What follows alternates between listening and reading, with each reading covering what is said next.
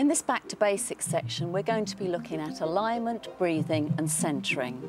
First, we're going to look at alignment. In particular, we're going to look at alignment in the relaxation position, which is a position we're going to be referring to throughout the workout. With the relaxation position, you want to rest your head on a firm, flat pillow or a folded towel. Now, if that feels uncomfortable, you don't have to use one at all. But the idea is the back of the neck stays long. So you don't want to have your chin lifted. Just lift your chin for a moment, Lorna. You don't want your chin too far forward, but neither do you want it too far back. The idea is that your face is parallel with the ceiling. You'll have a gentle curve in your neck. And then I want you to think about your shoulder blades opening wide onto the mat. And in particular, your collarbones here being soft and wide, your breastbone soft. Just place your hands onto your lower abdomen with the elbows open. You're going to find the back of your shoulder blades resting on the mat, and you're going to find the actual curve of the back of your waist, your lumbar spine. That probably won't be resting on the back if your spine's in a neutral position. Coming down now to the pelvis, which we want to be in neutral. These are your two most prominent bones of your pelvis, and you have the pubis symphysis here. When you're in neutral, they should be level and parallel if you're lying on your back with the ceiling. If you're in a standing position, they'd be parallel with the wall in front of you. Also, when you're lying in the relaxation position, you'll find the sacrum here at the base of your spine is flat on the mat.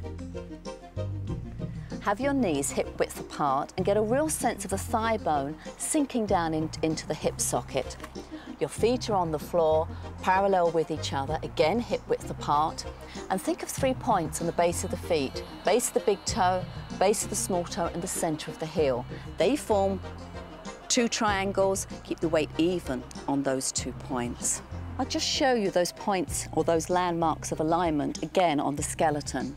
You have your back of your skull, that will be resting on the floor in the relaxation position. And when you've got your spine in a neutral position, you have a gentle hollow here at the back of the neck. And then your thoracic spine just rounds.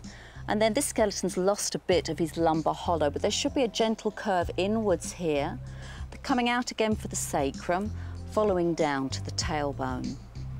These 2 bones here, they're your sit bones, your ischium. And then if I turn my friend around here, here are your hip joints, and during the video we're going to be talking a lot about flexing at the hip and also bringing the hip back here, the leg back here. And this is where the movement comes from, right deep in here. At the front here, here's your pubis symphysis. Here are the most prominent parts. They're actually called your anterior superior iliac spines. 2 front parts here, and it's those 2 parts that need to be level whether you're lying down or standing up when you're in a neutral pelvis position. Here's your wonderful rib cage here, which we're going to use in a moment with the breathing. We talk a lot with the exercises of softening the breastbone here. Your collarbones, just think of those nice and wide. And then, of course, you always need to lengthen through the top of your head. In Pilates, we use lateral thoracic breathing, which means breathing wide and full into the lower part of your rib cage here. And the idea is you keep your upper shoulder muscles, your muscles around your neck, relaxed. I'm just going to show you that now on Lorna. To practice lateral breathing, take a long scarf and cross it over in front of you, wrapping it around your rib cage at the back. You're going to hold it from underneath with the elbows open, keeping your shoulder blades down, and then put a little bit of pressure on it, not too much. And then you're going to breathe wide and full into the scarf, into your lower rib cage. And as you breathe out, allow your rib cage to close back down again. So a nice wide breath into the scarf, keeping the upper shoulders relaxed and your breastbone soft. Keep lengthening through the spine. You can feel as you breathe in that rib cage expanding. It's almost as you're breathing as though an umbrella's opening, and then as you breathe out, the umbrella closes.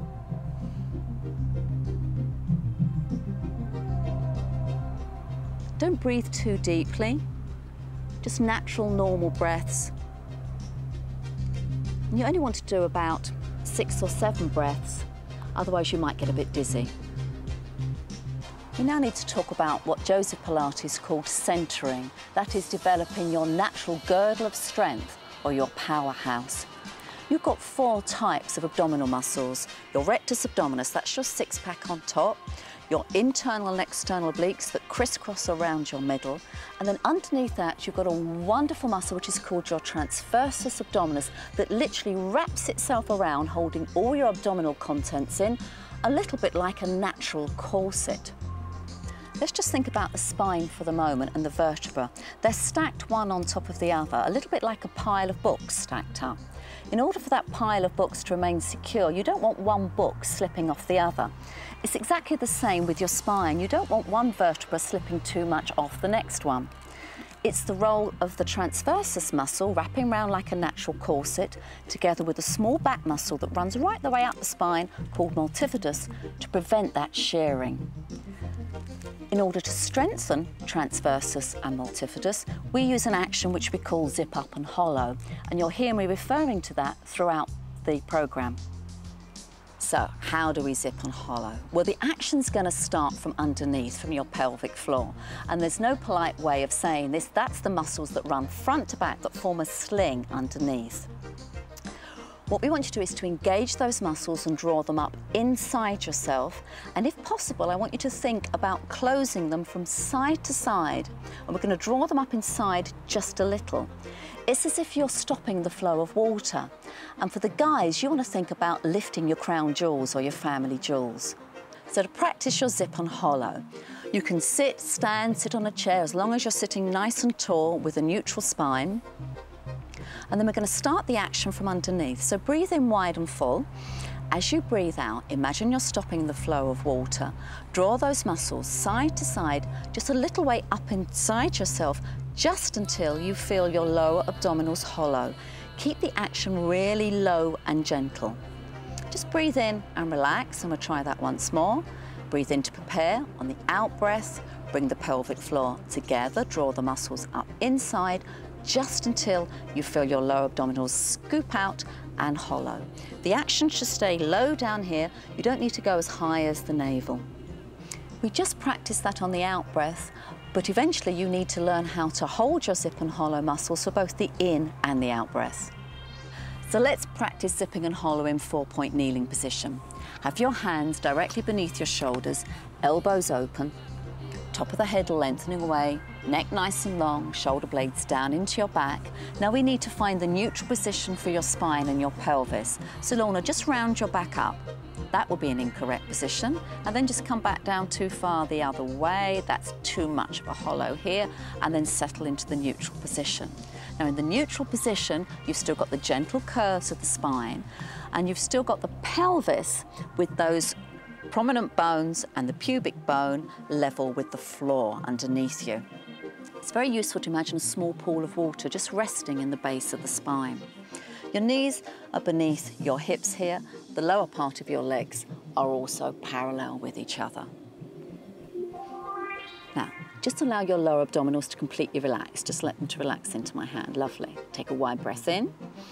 As you breathe out, draw up from your pelvic floor and gently hollow. And if you notice, there was no movement here at all in the lumbar spine. It stayed quite still.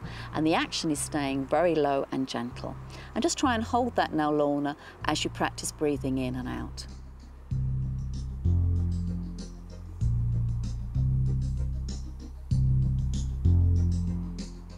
Zipping and hollowing in the relaxation position. Just check that you're in neutral. Pubic bone in a line with your two prominent bones here. They're going to be parallel with the mat and the ceiling. Sacrum resting square on the mat. Get a sensation of your tailbone lengthening away, and also your sit bones lengthening away. Natural curve in your spine. Just find those two prominent bones. Come in a couple of inches and down a couple of inches, and feel all your abdominal muscles completely relaxed. Then breathe in wide and full.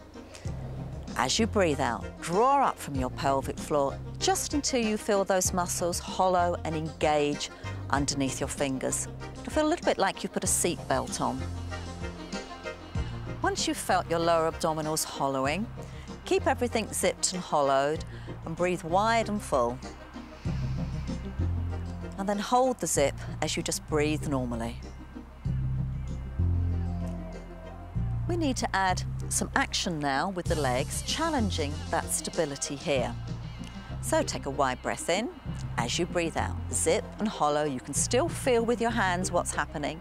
You're going to slide one leg away along the floor, keeping it aligned with your hip.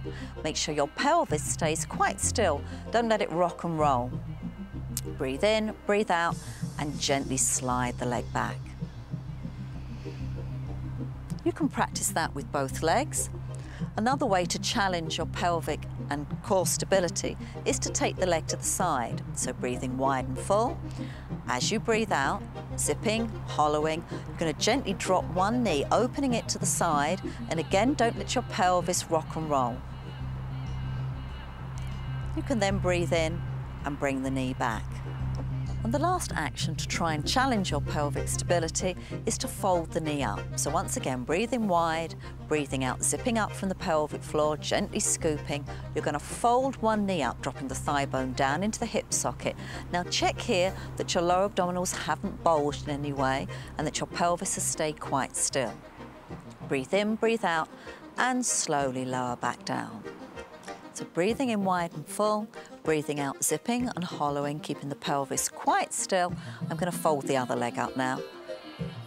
Gently dropping the thigh bone down into the hip socket, making sure your pelvis doesn't move.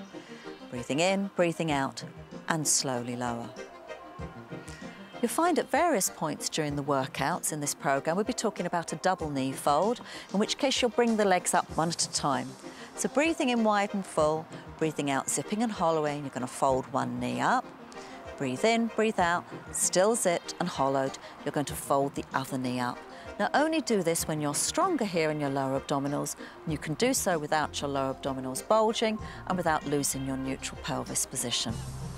And then again, taking the legs back down, breathing in wide and full, breathing out one at a time, still zipped, you double knee fold down.